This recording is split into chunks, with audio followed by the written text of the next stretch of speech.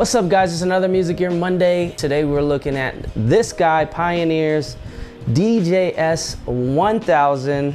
I got it here next to my DJM-S11. We're gonna dive a little more into the DJS today, check out some cool features, and play around a little bit. Shout out to our sponsors, Crate Connect, for all of your record pool needs. Make sure to check them out in the description below. I have a link, $5 off your monthly subscription every month, not just once. So make sure to check that out. Give them a try. So we're here with the DJS-1000. I've been using this guy for a couple of weeks now, playing around. I've got to say I really like this sampler. I've used a lot of different drum machines, samplers, pads. Been trying to add more into the sets that I do with some of the artists that I do music with. I've found this machine, I've used it maybe a handful of times live, but put together a whole entire set and played that off of this guy recently alongside of the RX3, which I think is a really cool setup, and I had a lot of fun doing that. I'm going to show you some features of this guy and how I created some of the stuff that I did on it. Let's get into it.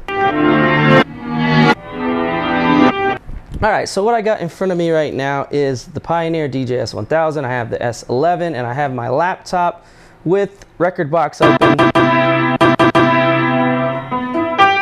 with some different songs that we're gonna be hopping in here, and we'll see if we could sample some stuff. What you're looking at is kind of the basic layout. This guy looks very much like a CDJ. Yeah, so this guy was designed after the Toraz SP16, I believe. That was another sampler-based 16 pad piece of gear that was something you could use alongside of having your CDJs run, something you could loop stuff back into, which I'll show you what you can do on this guy. It's about the same dimensions as a CDJ 2000, 1000. You get this touch screen here. You also have a USB stick drive up in the left hand side here, so you can load all of your content on here, import, export things. Down here you have your player, so on every CDJ you have this little box that says player, and that allows you to figure out which player, depending on how you have your setup with your CDJs. If you have 4 CDJs, if you have 2 CDJs and you add the DJS, that's gonna be one of your players, and you need to have that selected in order for it to communicate with the other devices. So right now this is player 1 because I don't have any other CDJs connected right now. This will be my main player, and yeah, that's gonna run into the left channel on my mixer. This is basically something that works with a Nexus setup, meaning it connects via links. So back here you have this little link port where you can actually use an Ethernet cable, gigabyte Ethernet cable, and connect this guy to your mixer. If you have a 900 series mixer,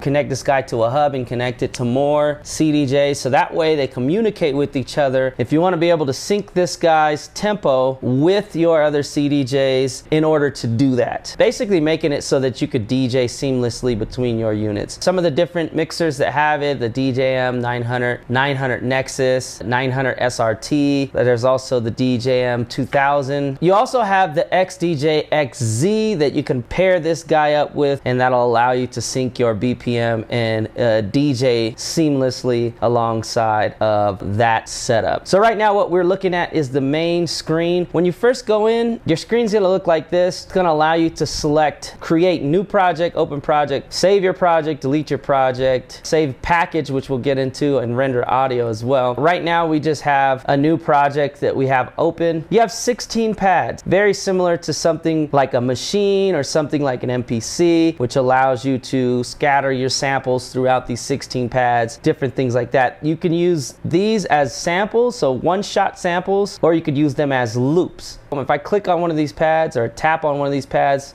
using this little jog wheel up here, it's going to go into that, and inside that I'm going to be able to load my sample. This is also where I'm going to be able to like edit that sample, add effects to that sample, do different things like that. You have a pad window which is going to show you all of your different pads. You have an effects window as well, so this effects is going to be either the master effect from everything that's going to be on this guy right here. It's going to control how your effects affect each pad or your whole project, or you could select individual pads and add individual effects to each pad. So right now they're all selected, or I could select one pad or no pads to do this effect. This little blue flashing button, that means the effect is on. This knob right here is minimum maximum. So if you're familiar with any DJ mixer, you have a minimum maximum. That's basically going to show you the depth of that effect. You have a sampling window, which we'll get into here in a sec as well. That's going to allow you to select a pad that you want to sample to and go ahead and run those samples. This comes in handy if you're doing a live set and you want to loop something or sample something in while you're DJing, and that gives you time to bring in another track, or maybe gives you a little breathing room to play around with. This sampling area is going to allow you to do that, but it also allows you to sample in and build up your project, and we'll get into that as well. You have a mixer window, and on this mixer window, if you could see, this is basically going to allow you to turn the volume up on each track. So each one of these tracks I can select, and I could go volume up, volume down, and in the bottom corner you can see the volume level, which you could still affect with this knob or with your little rotary knob up here in the right. So that's going to allow you to do that. You also have pan, so you could pan left or right. Your master volume is controlled down at the bottom here by this far right rotary knob. You can control all the volume levels, different things like that, by going into this mixer and adjusting that, and we'll get more into that as well.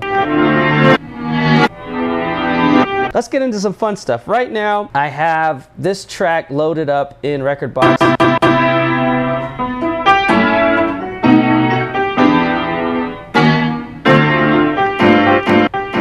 So with that track, basically, I want to sample that in. If you want to sample, this is how you're going to have to set up your setup. So out of every mixer, you're going to have some sort of output session out or master out that's not being used, or an auxiliary out. You want to run that output, and I'll show you that. You want to run that output. So right now I have the secondary master out going into my sampler's input. Depending on your connection to your mixer, my mixer has RCA outs for that sampler out. Your DJS-1000 is going to need 1/4 inch inputs. If you have RCA cables, you can go and buy these 1/4 inch adapters, this RCA to 1/4 inch, and you can run those into your DJS, and that's going to allow you to get clean signal and not have to go buy a brand new cable. Right now I have an RCA to 1/4 inch cable, so I just ran that cable from my S11 into my DJS-1000. Your DJS-1000 has RCA outputs. You're going to run those RCA outputs into your line inputs on your mixer, just like you would a CDJ. And then if you want to sample from whatever's going on in your session, say you have a couple CDJs going and you want to sample a drum loop, percussion, anything like that, you could run that master out into your DJS-1000. You could sync it on time by using the link cables,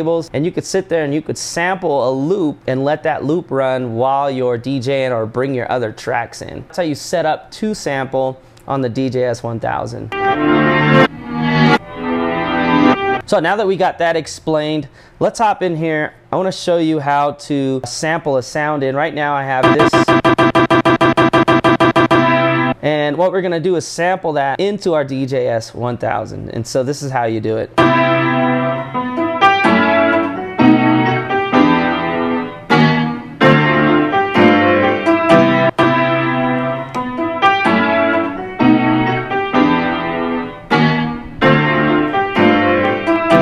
So now we have that sampled onto our DJS-1000. We save it on our stick or internally, and we can go into that sample and we can see our waveform. We can see what we got here. And that's if we want to chop it up or do anything else with it. I sampled that in earlier, and just above your pads here, you have some different options: mute, hot slice, slice, and scale. These allow you to manipulate those samples on your pads. And sometimes what I like to do is sample in to the DJS-1000, go into slice mode. I have that sample selected in the top right.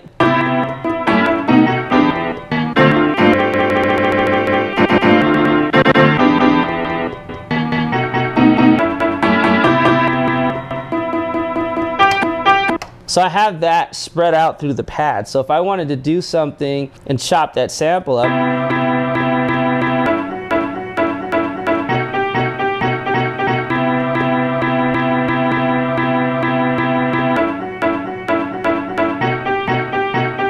so if I want to do that, I can add that in here, and then we could start building on that. So